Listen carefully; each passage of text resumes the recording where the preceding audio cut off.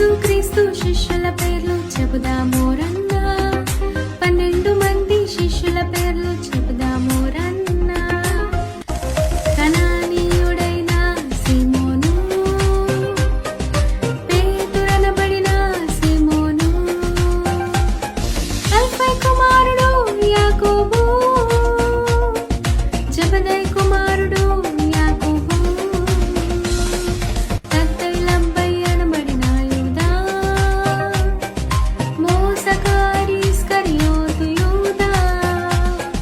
పేతురు సోదరుడు అంద్రెయ యాకోబు సోదరుడు యోహాను దిదుమ అనబడిన శిష్యుడు తోమా లేవి అనబడిన శిష్యుడు మత్తయి